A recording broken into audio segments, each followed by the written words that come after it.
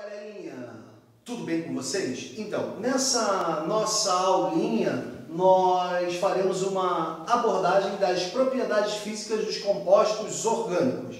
Mas antes, eu quero aqui deixar bem claro para você 3 objetivos que a gente vai alcançar após o término desta mesma. Primeiro objetivo, identificar as interações intermoleculares. Segundo objetivo, compreender a influência das interações intermoleculares nos pontos de fusão e ebulição. E por fim, terceiro objetivo, compreender o conceito de solubilidade e os fatores que influenciam nessa tal solubilidade.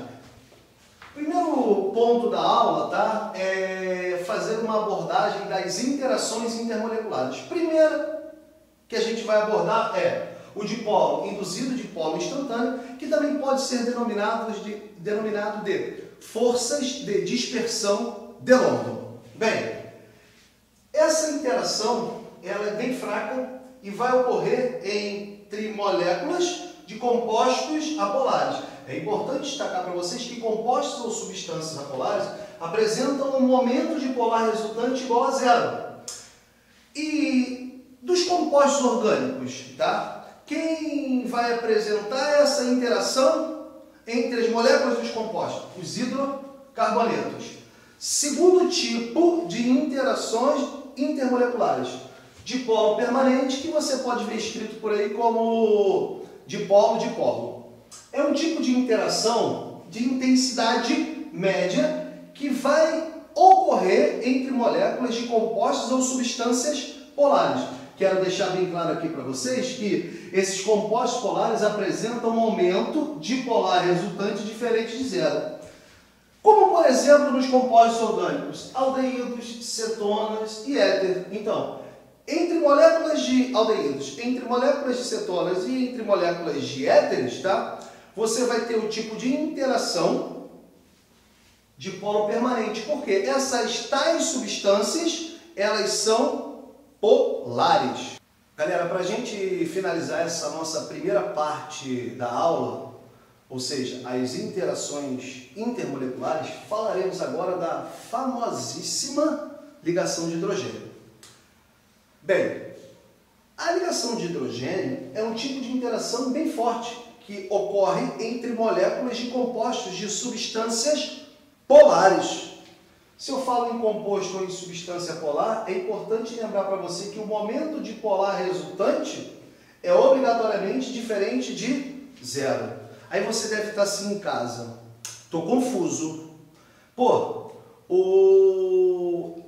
a interação dipolo permanente ou dipolo-dipolo também vai acontecer em compostos polares, assim como a ligação de hidrogênio. Mas há uma diferença. Você só vai ter ligação de hidrogênio se em um composto polar eu tiver, tá, o hidrogênio ligado covalentemente ao flúor, ou ao oxigênio, ou ainda ao nitrogênio. Então, diferença básica, tá, de dipolo permanente para a ligação de hidrogênio. Lembre-se que ambos vão acontecer em moléculas em compostos polares.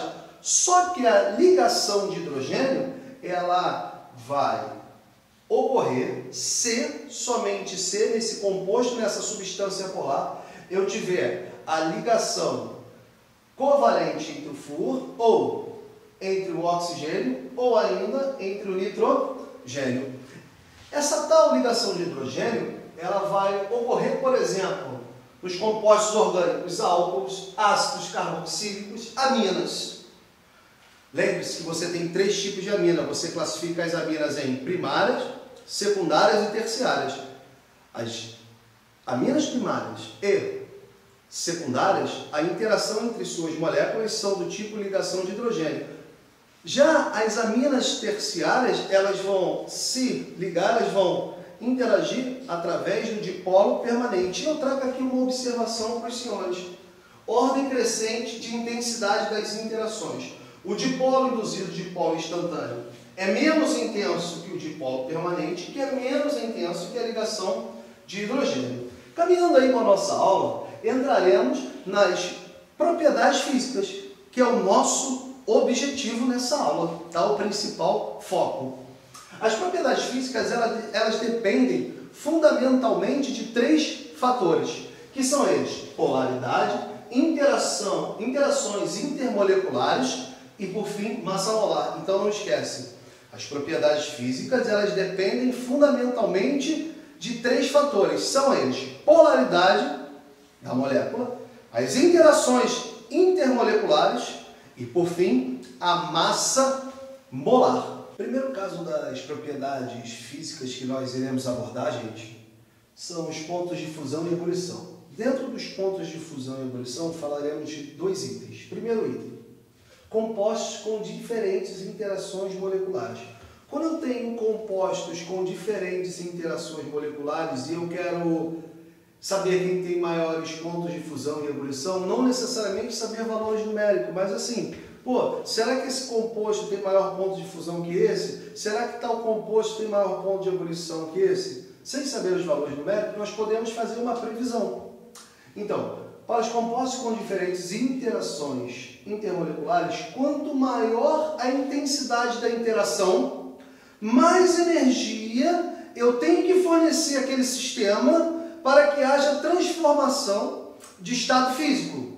Desse modo, maiores serão os pontos de fusão e ebulição. Então, gente, olha só, para compostos com diferentes interações intermoleculares, como é que eu vou fazer essa análise para fazer um comparativo? Quanto maior a intensidade, mais energia eu tenho que fornecer ao sistema para que haja transformação de estado físico. Logo, maiores serão os pontos de fusão e ebulição. Segundo caso, para os pontos de fusão e ebulição: compostos com o mesmo tipo de interação molecular. Quanto maior a massa molar, maiores serão os pontos de fusão e ebulição. Mas espera lá, vou te trazer uma situação problema. Então vamos analisar a situação problema. Eu tenho 2 compostos aqui, o dimetilpropano e o pentano.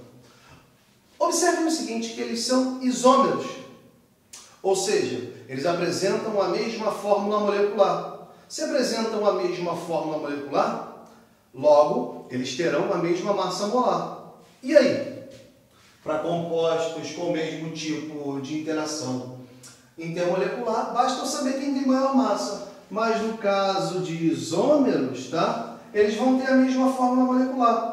Logo, vão apresentar a mesma massa molar. Posso chutar aleatoriamente? Não. Observe o seguinte, que tanto o dimetilpropano quanto o pentano são hidrocarbonetos. E nós vimos, tá, lá nas interações intermoleculares, que hidrocarbonetos apresentam um momento de polar resultante igual a 0, ou seja, são moléculas apolares.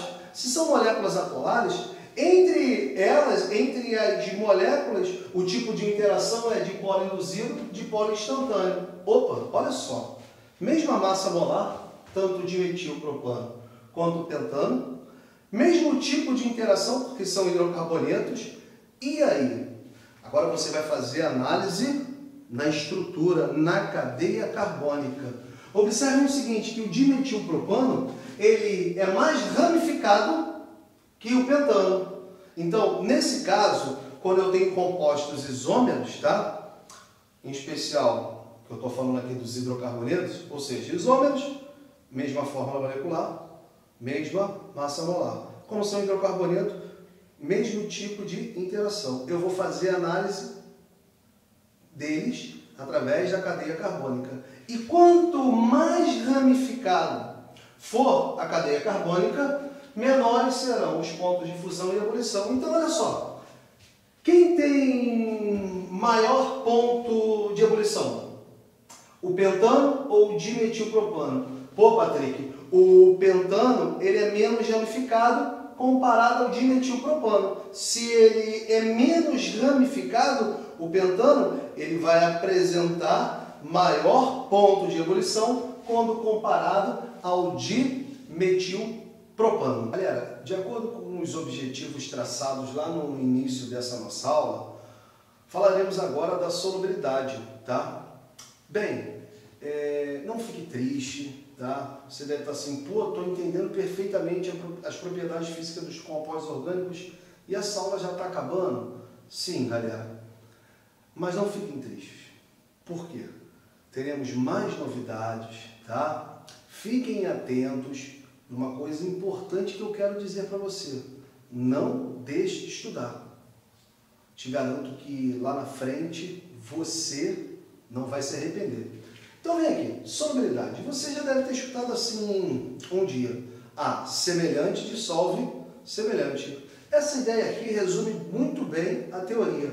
Mas no caso dos compostos orgânicos, essa máxima deve ser levada em consideração com algumas ressalvas. Por quê? Imagina que você tem um composto levemente polar.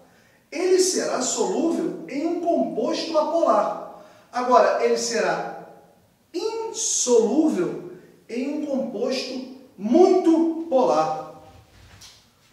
Então, gente, devemos tomar cuidado quando se trata de dissolução dos compostos orgânicos, pois uma substância orgânica polar conterá uma parte apolar, que é a cadeia carbônica. Então, em compostos orgânicos, basicamente, a polaridade é dada pelo tamanho da molécula e pelos grupos funcionais, sendo que um é o oposto do outro, ou seja, quanto maior a cadeia carbônica, menos polar será o composto. E quanto maior a quantidade de grupos funcionais, de grupamentos funcionais, mais polar será o composto orgânico. Queridos, espero que todos tenham gostado dessa aula, onde a gente abordou as propriedades físicas dos compostos orgânicos. Como eu disse anteriormente, não deixe de estudar. Estude, estude, estude. Em tempo de quarentena, não podemos ir à rua. Só vamos à rua se for necessário. E para a gente não ficar com o tempo livre, com o tempo ocioso, ficar assim, meu Deus, que chato, não tem nada para fazer. Tem sim, estude. Lá na frente, você terá a recompensa de todo esse esforço. Valeu? Então, até a próxima. E se você gostou desse vídeo, dá um joinha aí. Não esqueça de se inscrever no canal e acionar o sininho para mais novidades. Um abraço!